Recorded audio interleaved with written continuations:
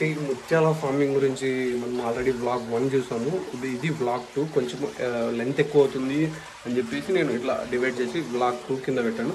So ఇప్పుడు ఈ second blog చూడండి. దానికి చూడలేదు వాళ్ళు ఫస్ట్ బ్లాగ్ ఒకసారి చూసి తర్వాత ఇది చూడండి, అప్పుడు క్లియర్ ఐడియా వస్తుంది.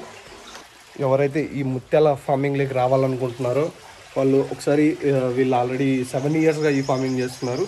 వారి మాటలు వినండి ఒకసారి. అంటే ఇప్పుడు మన తోటలో పట్టగుంతలు పెట్టుకున్నారు కదా, అందులో చేసుకోవడానికి వీలవుతుంది.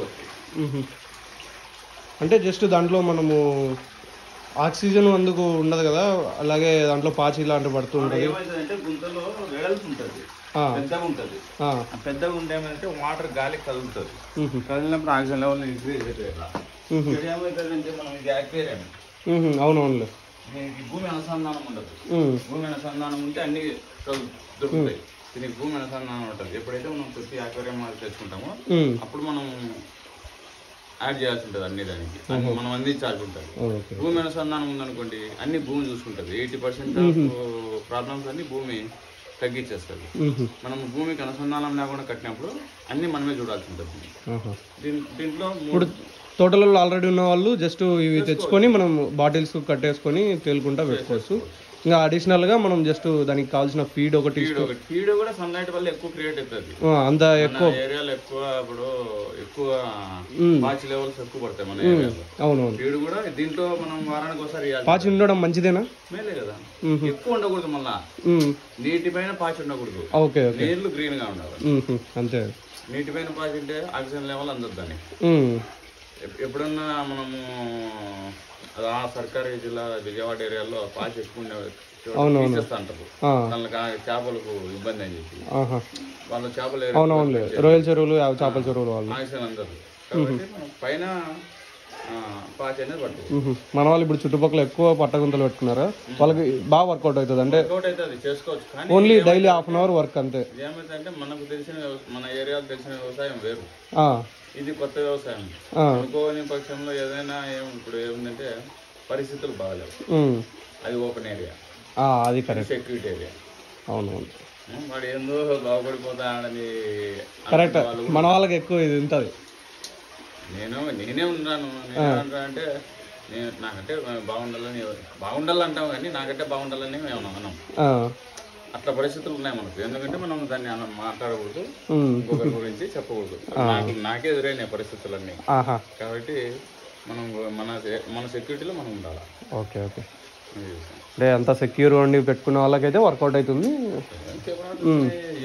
ఎంత పెట్టుకున్నా కూడా నేను ఎంత సేఫ్టీ పెట్టుకున్నా, నేను లేనప్పుడు బయట నుంచే చల్లచ్చు.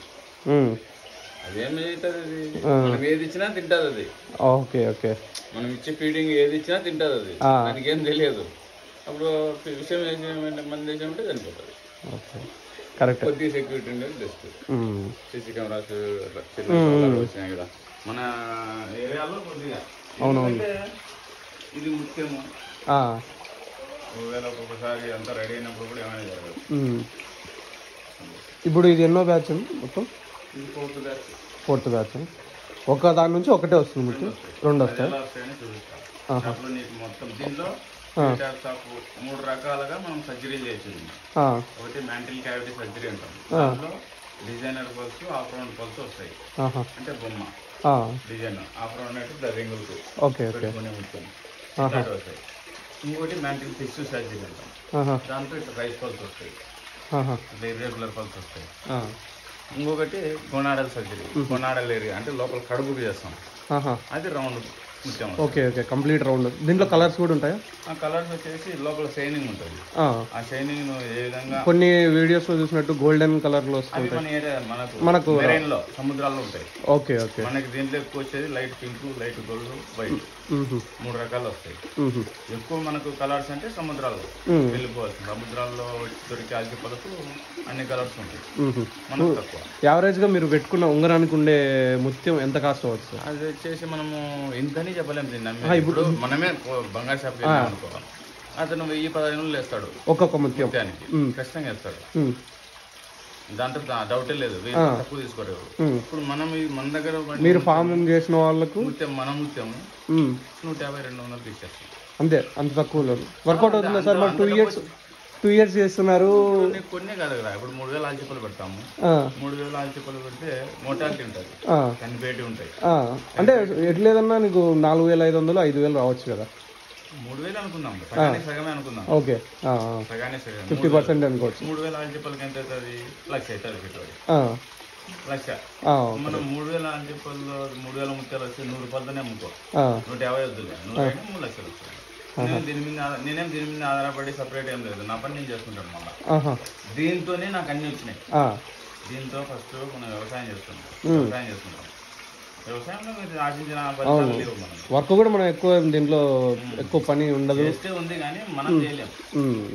మనం ఉంది చేసేంత శక్తి లేదు కాబట్టి ఇదే ఉంది, 1 గంట చూసేసుకుంటాను. దీంట్లో వచ్చిన దాంతోనే నేను కలకత్తా పోయేది అమ్మాలని పోయినప్పుడు మనకు ఇంకో ఐడియా వచ్చింది. వాళ్ళ మాదిరి మనం షాప్ పెట్టుకుంటే అయిపోయింది. మనతో తీసుకుని వాళ్ళు అమ్ముకుంటున్నారు, మనం పట్టుకోవచ్చు. దీంతోనే మనకు ఇంకోటి స్థానం అనేది టౌన్ లో ఏర్పడుతుంది. దీనివల్లే మనం వ్యవసాయం వ్యాపారంలోకి వెళ్ళిపోయినాం. అయితే నిజంగా చూసుకుంటే వీడియోలో చెప్పినట్టుగా లక్షలు కోట్లు అనేది అబద్ధాలు. లక్షలు కోట్లు ఎప్పుడు వస్తాయి? ఇదే తాటి మీద నిలబడే వాళ్ళకి వస్తాయి. వెంటనే వీడియోలు చూసుకుంటే లక్షల కోట్ల ఒకటేసారి ఏదంతా రావు. లక్షల కోట్లు ఏదంతా ఎప్పుడు రావు.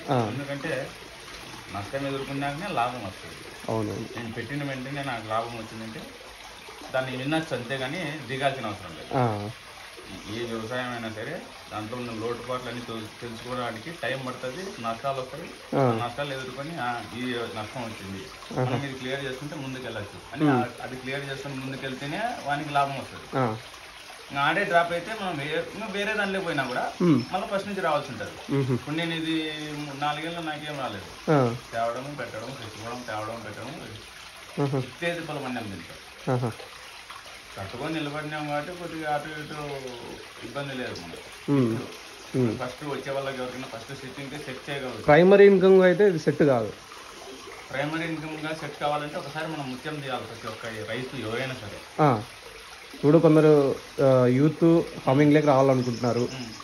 అందరూ లాగా చేసే దాంట్లో ప్రాఫిట్ ఉన్నప్పటికీ అది చేస్తే ఒప్పుకోరని, ఇలాంటి కొత్తవి వెళ్తే ఇంట్లో వాళ్ళు కావచ్చు, సమాజం కావచ్చు యాక్సెప్ట్ చేస్తుంది. ఓకే, దీంట్లో ఉండొచ్చేమో అని ఫీలింగ్ ఉంటుంది. ఎందుకంటే ఇది ఏంది అన్ని గవ్వలు తెచ్చి ఇంటికాడ పెట్టి అంటే వాళ్ళకి కొత్తది కదా, ముత్యం రేట్ ఉంటది కదా అనే మైండ్ ఉంటుంది. కొంతమంది సపోర్ట్ చేస్తారు. కొంతమంది నాకు తెలిసి మన ఏరియాలో మన వ్యవసాయ రైతు కుటుంబాల్లో దీన్ని సపోర్టింగ్ ఇవ్వడం లేదు. ఎందుకంటే తెలిసి మీద చెయ్యి. ఇప్పుడు మన వ్యవసాయం ఉంది, 10 ఎకరాలు ఉంటే నువ్వు ఇంకా 10 ఎకరాలు చెయ్యండి, వాళ్ళకి తెలుసు కాబట్టి సపోర్ట్ చేస్తారు. ఇది తెలియదు, ఒకవేళ డబ్బు పోతే ఇబ్బంది. కాబట్టి సపోర్టింగ్ తక్కువ దీనికి. ఎవరైతే సపోర్టింగ్ ఇచ్చి అతనికి ఏదో చేస్తున్నాడు వాడు చేయని చూద్దామని చెప్పి ఒక 1,00,000 రూపాయలు పెట్టుబడి అయిందనుకో, ఇంత అవుతుంది అని అడుగుతాం. మెయిన్ ఫైనాన్షియర్, మనకు ఫైనాన్షియర్ మెయిన్. ఇప్పుడు ఒక కుటుంబంలో ఒక కొడుకు చేస్తున్నాడు, ఒక బిడ్డ చేస్తాను అంటే అతనికి డబ్బు అవసరం. ఆ డబ్బు ఇచ్చేది ఎవరు? తల్లి, తండ్రి, ఎవరైనా ఇన్వెస్టర్. ఆ ఇన్వెస్టర్ ఎట్లా ఇస్తాడు? మనకు తిరిగి ఇస్తే ఇస్తాడు, తిరిగి ఒకసారి ఇస్తాడు, తిరిగి ఇస్తే మళ్ళీ ఇస్తాడు. పెట్టినదంతా తల్లిదండ్రులు ఏమి ఇస్తే మనకి ఎన్నికి వస్తే అంత ఇంత మళ్ళీ ఇస్తారు. పెట్టినదే పోతా ఉంటే ఎవరు ఇస్తారు? ఇయ్యరు. కాబట్టి మనం దిగేటప్పుడు రేపొద్దున ఆ డబ్బు పోయినా కూడా, మనం పెట్టే పెట్టుబడి పోయినా కూడా మళ్ళీ మన కెపాసిటీ తగ్గకుండా మనకు ఇప్పుడు ఉన్న స్టేజ్ ఏదో ఆ స్టేజ్ మీద నిలబడేది అట్లే ఉంది. ఆలోచన చేసుకుని 10 లక్షల పెట్టుబడి అవుతాదంటే 1,00,000 రూపాయలు పెట్టుకుని దిగాలి. అది 10 లక్ష అయినప్పుడు 10,000 పెట్టుకుని దిగాలి. దానివల్ల ఏం ఇబ్బంది ఏం లేదు. దాంట్లో ఉన్న ఒడిదుడుకులు, లోటుపాట్లు, సాధక బాధక లాభ నష్టాలు అన్నీ తెలిసిపోతాయి. ఓకే, దీంట్లో మనం ముందుకు వెళ్ళచ్చు అని ఒక 50% వచ్చేస్తాడు. దాంట్లో ప్రాబ్లమ్స్ తెలుస్తాయి, అవన్నీ క్లియర్ చేసుకుంటాడు. తర్వాత దిగచ్చు, ముందుకు వెళ్ళచ్చు. నడి సముద్రం లేకపోయినాక ఇట్లా వచ్చినా ఒకటే, అట్లా పైన ఒకటే. అవును, కరెక్ట్. సముద్రం నడి సముద్రం లేకపోతాడు, ఎటైనా బయట పోవాలా. ఇట్లయితే ముందుకు వెనక్కి వస్తాడు. వెనక్కి వస్తే ఏమవుతుంది? మళ్ళీ వేరేది మళ్ళీ ఇంకో దగ్గర నుంచి స్టార్ట్ చేయాలా. ఇప్పుడు ముత్యాలు అనేది పండుతున్నాయి, మన దగ్గర పండుతున్నాయి, నార్త్ సైడ్ లో పండుతున్నాయి, అన్ని దగ్గర పండుతున్నాయి. మెయిన్ ఏ వ్యవసాయం చేసినా కూడా మార్కెటింగ్ మెయిన్. అది కరెక్ట్ సార్. మొత్తం నేను ఎప్పుడైనా కానీ వీడియోస్ లో ఒకటే చెప్తుంటాను, ఇదే కాదు నువ్వు ఏమైనా చేయి, డైరీ ఫార్మ్ అయినా కానీ, వేరే న్యాచురల్ ఫార్మింగ్ అయినా కానీ, ఏదైనా కానీ మార్కెటింగ్ చేసుకోకపోతే ఇంకా వేస్ట్ అది. మనం తీసుకొచ్చింది అమ్ముకోవాలి ఎండ్ ఆఫ్ ద డే ఖచ్చితంగా. ఏదైనా సరే ఏది ఇప్పుడు మీరు 100 అంటున్నారు, నేను నార్త్ వీడియోలు చూసినప్పుడు 800 అంటున్నారు ఒక ముత్యం. నేను వందకి ఇప్పుడు నేను ఏముందంటే నాకు మన షాప్ లేకపోతే రకరకాల ముత్యాలు ఉంటాయి.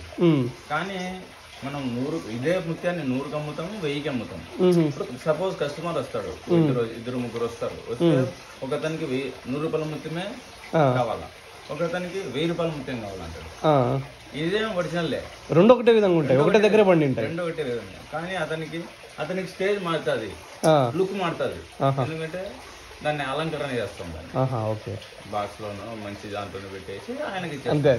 100 ఆయనకేమో అట్టే ఇచ్చేస్తాం, అంతే. అది పేపర్ లో పెడితే ఒక రేటు, బాక్స్ లో పెడితే ఒక రేటు.